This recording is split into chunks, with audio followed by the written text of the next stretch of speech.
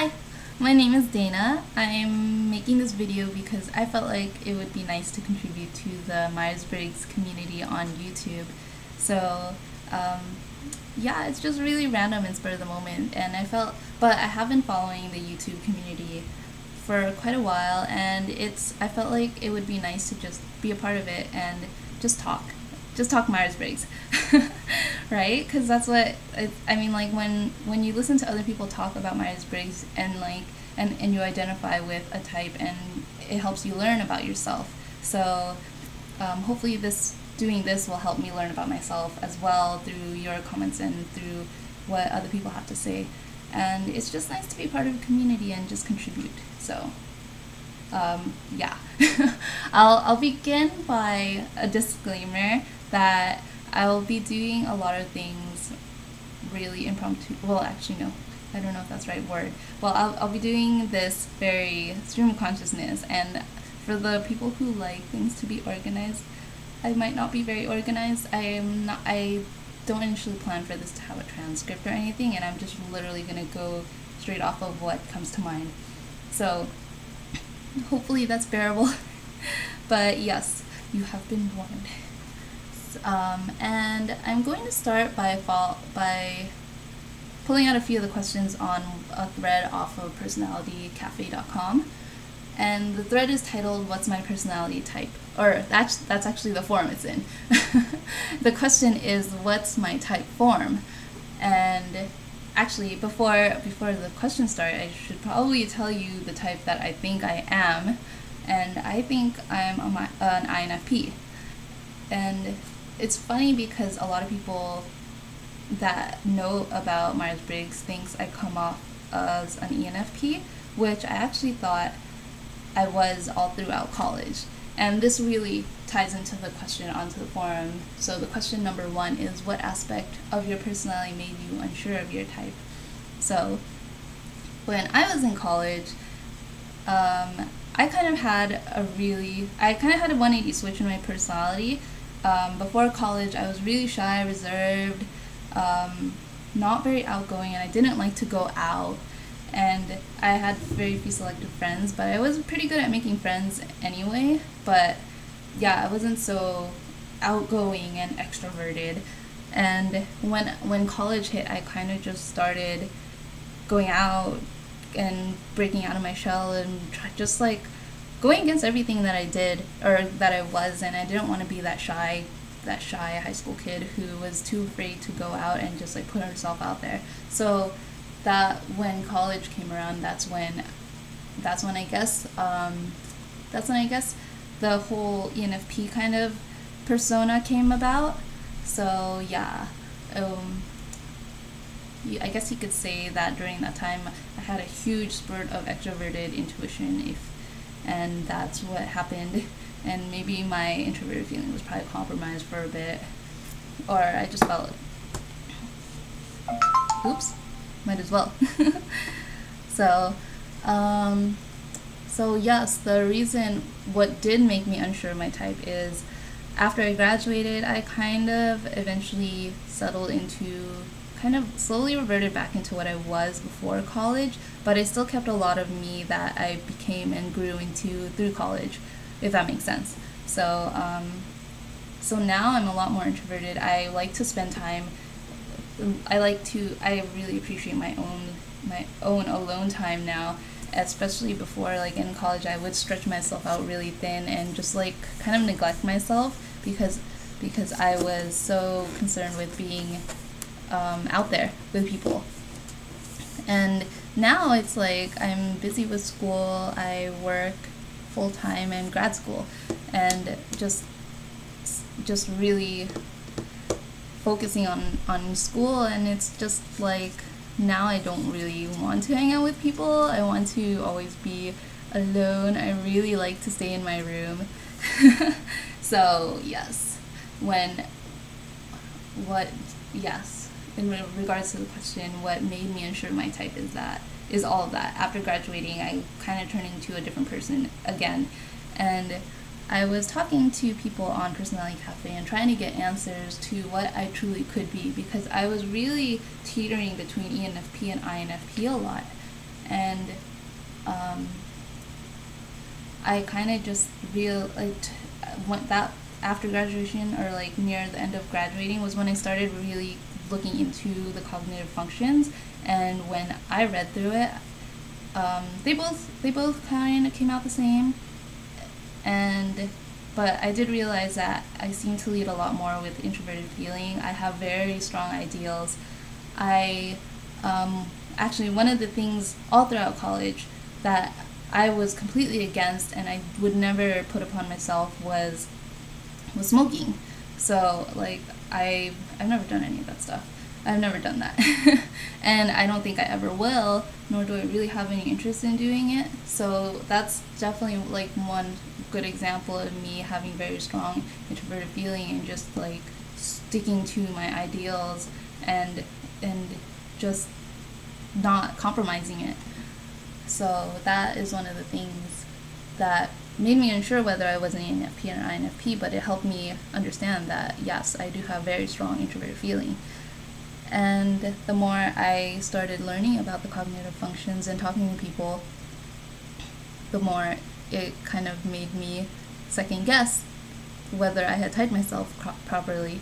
And the interesting thing is an ENTJ on the forums who I talked to, he said, what if you're an INFP and if you're having a really hard time just accepting that you are one, you might just be one. And I was like, why is that? And he said it's because since INFPs don't have as strong as extroverted intuition as ENFPs do, they tend to be a little bit more hesitant with responding to change. And since that was a change to me, it made me realize you might be right, that he was onto something.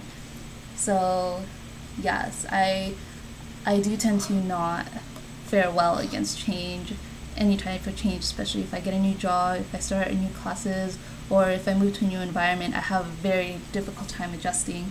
So, and a lot of it is because I'm not used to it. And if you know the functions pretty well,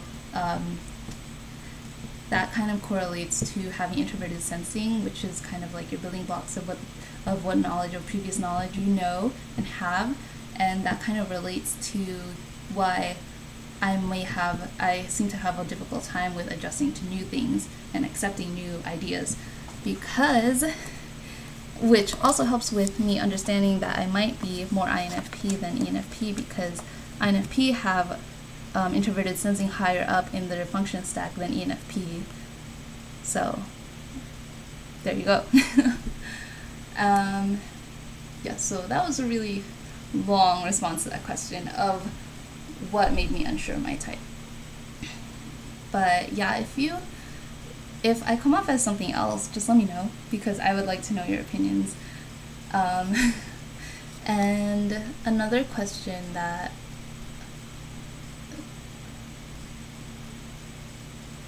I'm going to pull out, sorry for that brain fart. Let's see.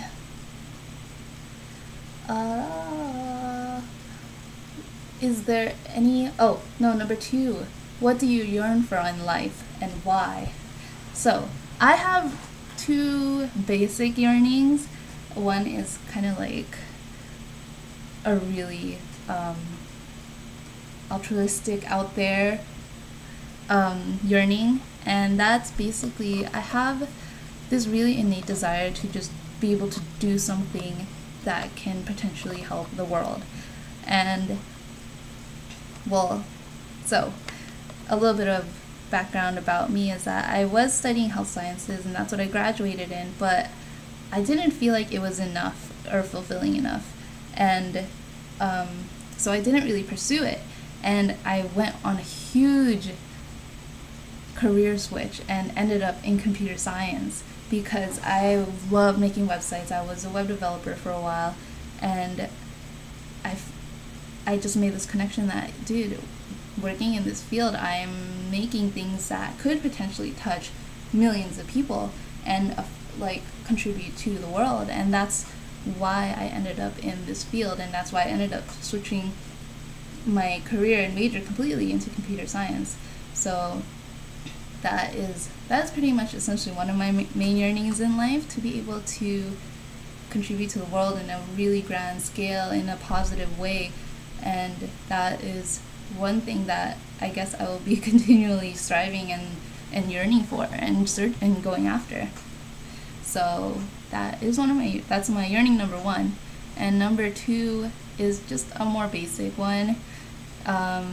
It's literally just to live a normal, happy life.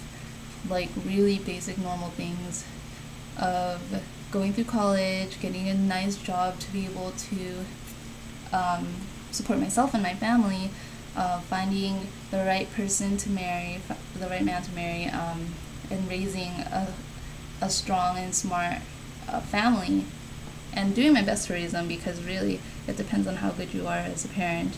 And at the end of it all, once my children get their kids, then I will be able to die happy and live a good life. So it's really like really standard normal things that's also my simple yearning, my more personal yearning in life. So my first one is obviously probably going to be very difficult to achieve, but the second one, it will eventually come in time, hopefully.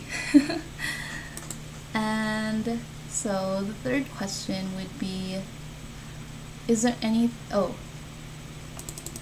what kind of things do you pay the least attention to in life? So one of the things I do not really pay attention to in life, or I actually try not to pay attention to in life, is pretty much people's personal whereabouts. Especially, things like basic things, like normal things are fine, but if it's things like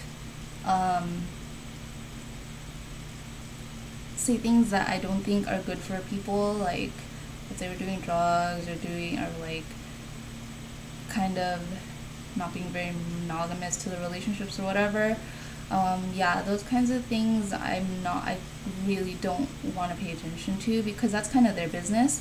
And on top of that, over time I kind of realized that it's not fair to judge people based on whether or not they fit into, like, things they do fit into my ideals.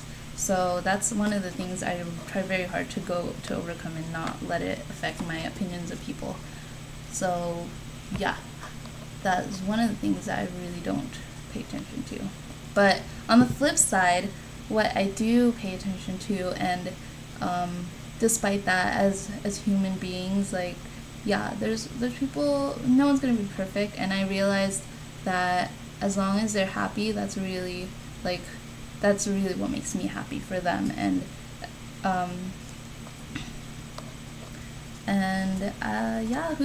who's to deny someone who's happy? But there are some limitations, like whether or not they're harming themselves or harming other people, then that's like a whole different topic that could be gone into. So yes, I guess I'll leave it at 3 questions, because I could probably go on forever talking randomly about things.